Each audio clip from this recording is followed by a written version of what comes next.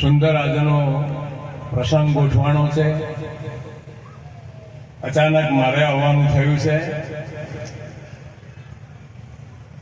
નિરાંત મહારાજ લખે છે કે ધન મળ્યું પણ ધર્મ ન પેખ્યું, શરીર મળ્યું નહીં સેવા, પવન પખે નહીં કોઈ સંત પધારે, તો એ ઠામ અશુભના એવા. ધન ઘણું જ મળ્યું હોય પણ એનો સદુપયોગ ના થાય, કોઈ સંતની સેવામાં કોઈ સાધુની સેવામાં ના વપરાય, તો એ ધન નકામું છે. ચંદનજી તો મને જાણવા મળ્યા મુજબ એ ગુરુ ભક્ત છે, એમણે ગુરુ કરેલા છે, એટલે ગુરુનો ભાગે કાઢવો પડે. એ રીતે એમણે આજનો જો દીકરાનો પ્રસંગને લઈને આજનો કાર્યક્રમ ગોઠવ્યો છે.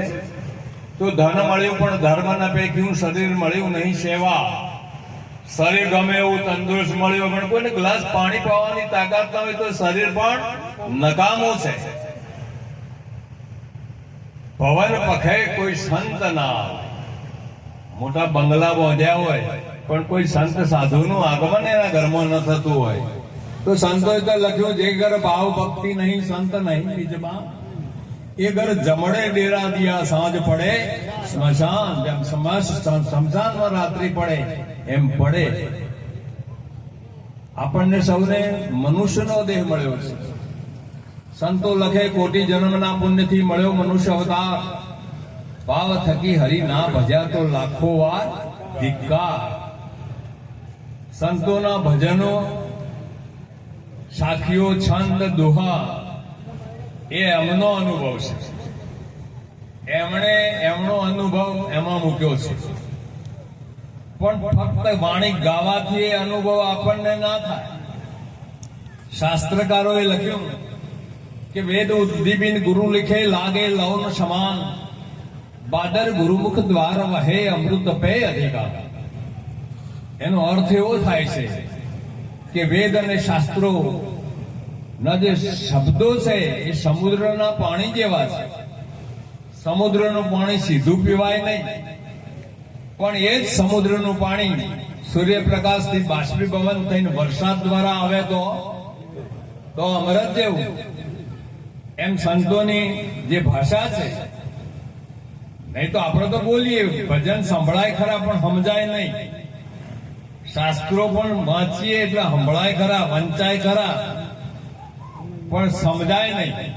નિરાંત મહારાજ લખે, અરે વેદાંતા ને વાંચી રે સિદ્ધાંતમાં સહી કરો રે, એ સર્વનું સિદ્ધાંત દેહી રે કહેવાય.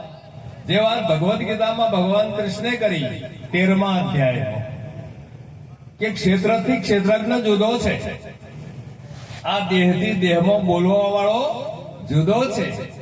ક્ષેત્ર એટલે આ શરીર, અને એમાં જે બોલે છે ક્ષેત્રજ્ઞ, અને એ હું છું એમ ભગવાન કૃષ્ણ બોલે છે. આપણને ભરોસો પડે આ બોલે એવું પરમાત્મા છે એવું. ભજનોમાં તો ગાઈએ બોલે એ બીજો નથી, પરમેશ્વર પોતે.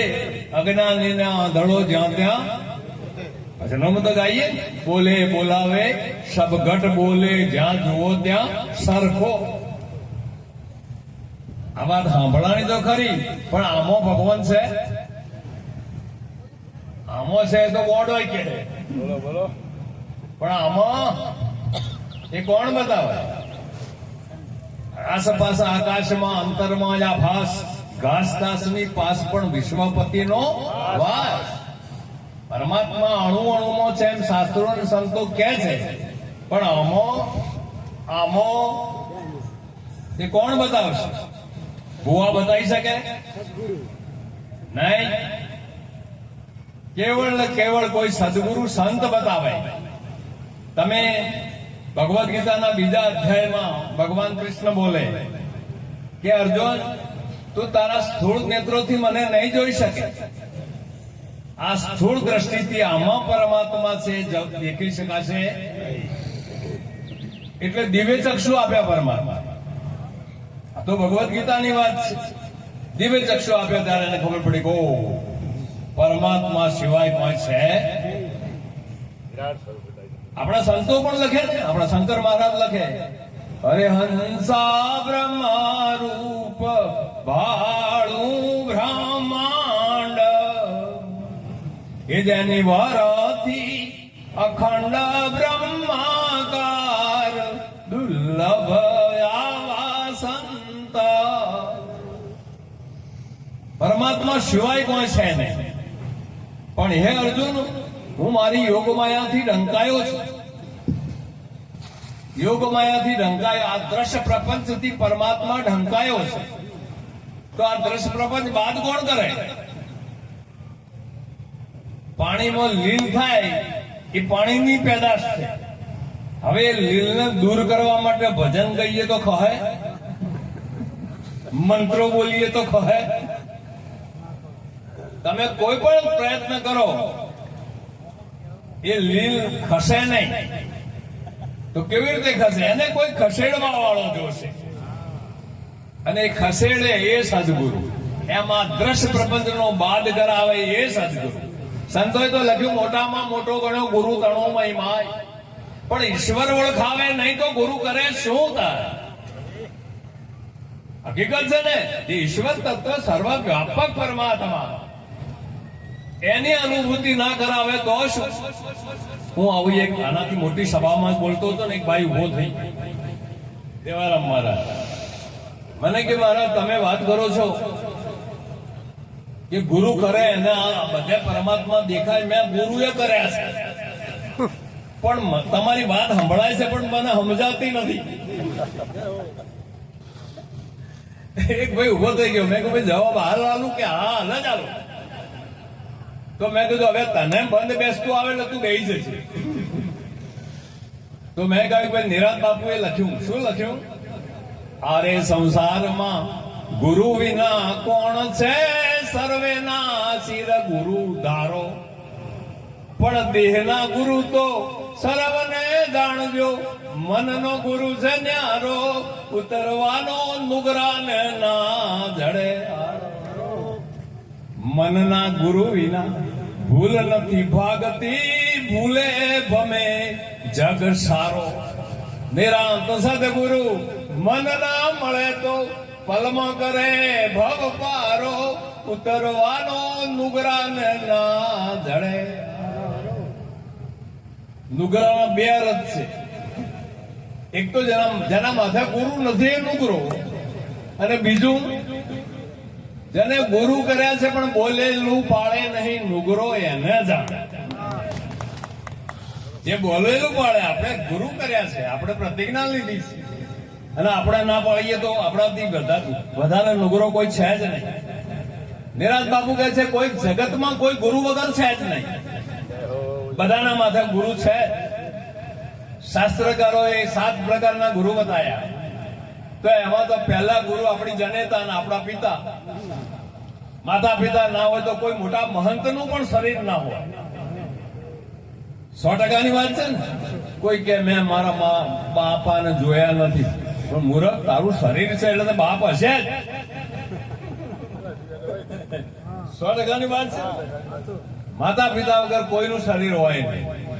એટલે પહેલી આપણી જનેતા, બીજા આપણા પિતા. એના પુણ્યથી આ મનુષ્યનો દેહ આપણને મળે. ત્રીજા દાઈ, જેને ગર્ભ બંધનમાંથી છોડાયા, એ પણ ગુરુ. એને કોણ ભૂલ કરી હોત તો આ દેહ હોય જ ને. તો ચોથા જેને નામ પાડ્યું, એ નામે કયું હતું? નામે પાડ્યું ભાઈ બાપાડે બ્રાહ્મણ દેવતા, જેને નામ પાડ્યું.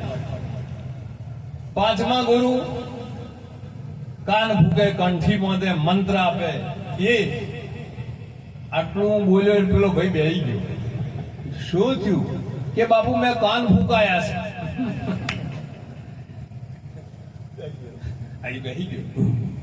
તો છઠ્ઠા જે સદગુરુ પાસે લઈ જાય એ પણ ગુરુ, પ્રેમ ગુરુ. પણ આવ છો એ પકડાવા વાળા. તમે કહેશો પકડાવા વાળા કેમ કહો છો? તો બાળક જન્મે એટલે બિલકુલ નિર્દોષ છે, એને કઈ ખબર નહીં.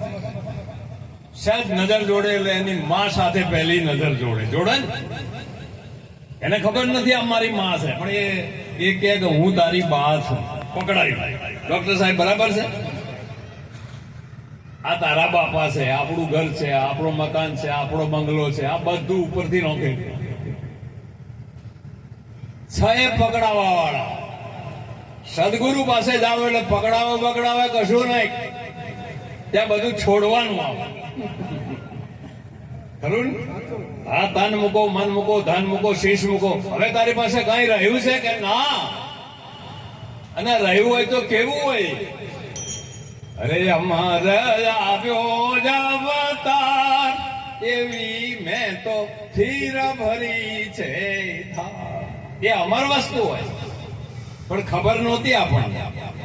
સદગુરુએ આ સમજ પાડી, જે અખંડ અવિનાશી તત્વ એ તું છે, બીજો કોઈ છે? દેહમાં જે હું બોલું છું, તમે મારા શરીરનો ફોટો પાડી શકો, આ બોલું છે એને ટેપ પણ કરી શકો, પણ બોલવા વાળો ટેપમાં કે ફોટામાં આવે નહીં. આ પરમાત્મા છે અને એ વ્યાપક અખિલ બ્રહ્માંડમાં એક તું શ્રી હરિ. જુદવે રૂપ અનંત ભાસે, દેહમાં દેવ તું, તેજમાં તત્વ તું, શૂન્યમાં શબ્દ થઈ વેદ વાસે. તમે જો સંતો બોલ્યા કેવું, પણ આ વાત સમજવા માટે શરણાગત થવું પડે. અર્જુનને પણ ખબર ના પડી, દિવ્ય ચક્ષુ આપ્યા એટલે એને ખબર પડી કે હું જેને મારા હગા માનું છું એ તો 14 લોકના નાથ છે. અમે ભણતા એટલે એક કવિતા આવતી, મંદિર તારું વિશ્વ રૂપાળું, સુંદર સર્જન હારા, પળ પળ તારા દર્શન થાય, પણ દેખનારા બધાના. આમાં ભગવાન છે, બધા જોઈ શકે જ નહીં. અને એ પરમાત્મા સદગુરુ સિવાય ક્યાંય મળી શકે નહીં. ભજનોમાં લખ્યું, અરે વેદ પુરાણ 18 કહાવે, શાસ્ત્ર સકાળ મુખે કરી ગાવે, મૂળ વચનનો મરમ ન પાવે, ગુરુજી વિના તને કોણ છોડાવે. આ પણ સદગુરુ કરતો ખબર રાખવાની. બહુ નીકળી પડ્યા છે તારી. યુનિફોર્મ જોઈન કરવા ગયા તો ફસાઈ જવાય.